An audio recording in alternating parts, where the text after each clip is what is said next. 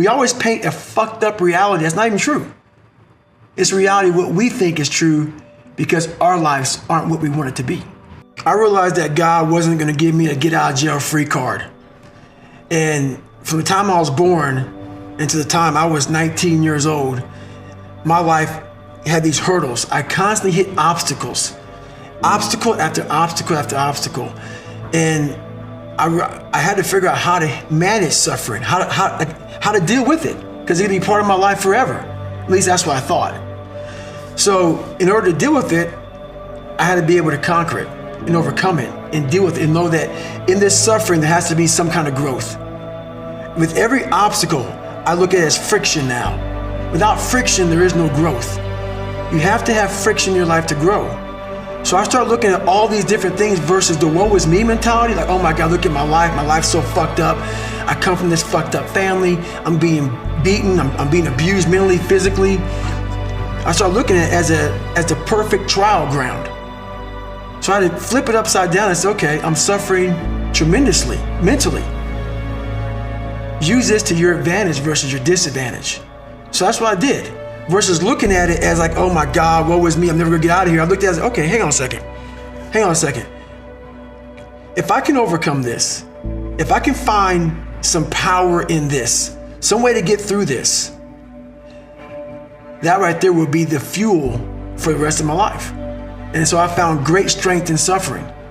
Great strength in it because why? Through all of that, it started to callous my mind over the victim's mentality. This whole thing about suffering, yeah, it sucks. Really bad. Really, really bad. But we all live on this side of suffering. On this side. This nice box that's very comfortable, that we know when everything's gonna happen. We're in it, it's good. We know how everything's gonna turn out. It's those few people who are willing to go on this side of suffering. And once they get through that, ask him how he feels now. His mind, how far he grew. In that short period of time, he grew so much more than the normal person because he was willing to go outside himself. Because on the other end of suffering is greatness. It's not over here. So a whole bunch of us, we put ourselves in this great box. And in that box, there's no suffering in it. So what we do is we shelter ourselves from greatness. So for me, for instance, I was 300 damn pounds at one time in my life. Sprayed for cockroaches, made $1,000 a month. I was living in that box. I would sometimes look over the box and I saw hell, suffering, storms, avalanches, tornadoes.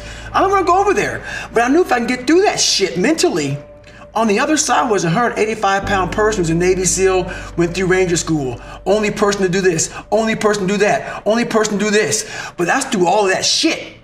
All that shit I have to go through. So you peek over the box and you go back in and say, oh, I'm okay being 300 pounds, making $1,000 a month. Right. I'm okay over here. And on the other side is where you start to really start your journey. People think they start their journey because they're born. No, there's a lot of people in graves who have lived 100 years and have never started their real journey. Your real journey starts when you go outside that box and you start climbing mountains. And you think you're at the top of the mountain, you go down the other side of it, think I'm here, and you look up, fuck, there's another fucking mountain. And it goes on, and it goes on, and it goes on. And just when you're getting ready to quit, you crest that final mountain, you get down and you look, and there you are. And it starts to make sense to you then. It doesn't make sense to you until you get outside that fucking box. I'll talk to so many fucking people, and what I say is not for everybody. So many people don't have any clue on what the fuck I'm saying because they're in this box, and it's their brain. You first must go through suffering to find that great peace we're all looking for. A lot of us want to have, there's a lot of books out there about this 5 steps. Do this, do this, do this, get there. No, man, it's not that easy. To find real, permanent peace and enlightenment, you must go to the dark side of who you are. I could have easily just shoved my whole life under a rug and went straight to peace. Are you happy there? You overcame nothing. You jumped hell, you skipped hell, You forego this part of your life, you skip it and go right to peace. So you always have this thing back here that's haunting you, and that's that darkness. You must go into the darkness to truly find that light that you're looking for, because that's what's on the other side of that. People get it all wrong, man. You have to face suffering. You have to face this dark side, this darkness. And there's a lot of energy in there. There's a lot of goodness in there that you can use to find greatness. But you cannot find your peace you're looking for in yourself until you've overcome yourself. I think that when you die, this is just my own mindset, that you arrive in line.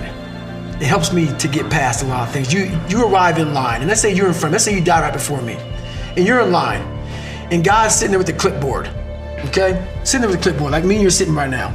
He's looking at you, and he says, hey, you made it to heaven, good job, okay? And then he shows you the clipboard of what your life should have been. So you live this life that you thought you pushed so hard. Then you look at the clipboard. Let's say myself, this is now me, I'm talking about myself now. And let's say I got to heaven weighing 300 pounds. I was a guy that worked for Ecolab, which is a guy that kills cockroaches for a living, which is fine, it's a job. But then I look at this, and that's how I died. I look at this, and it says on here what I should have been, because God's all knowing, right? I look at this, and it said you should have been 185 pounds, you should have broke Guinness Book of World Records, you should have been a Navy SEAL, you should have been this, you should have been that, you should have lived this great life, you should have been an inspiration, you should have inspired millions. And then you get the clipboard back to God. Let's say you lived 80 years on earth, and now you realize that you lived here being a shell of who the fuck you should have been. So now you're in heaven. But are you really in heaven? Because now you see how much you fucking left down there on earth. The root cause of the quitter isn't that you can't do 100 fucking push-ups. You can train anybody to do that. The root cause of the quitter is when you get in hell, you can't process it. It's too much to process, because your mind starts going back to the real reality of like, I'm not ready, I'm not good enough. It's not trained. So I started training this, realizing that the only thing that makes me quit, not the muscle fatigue, it's the mental fatigue that makes me quit everything in life. So I became a practitioner of the mind. The mind's a very powerful thing. It has a tactical advantage over you all the time. It knows your fears, right. It knows your insecurities, it knows where you don't want to go. So it will guide you away from that. And that's why the mind will always win until you reprogram it. It will always win until you fucking reprogram it. Because the mind controls you. Why is that? It's your fucking mind. It's your mind. Because all those things that happen to you in your life, all those bad things, all those things that you blame other people for, they're now yours to own. You got to figure out a way to reprogram your mind to get outside the box.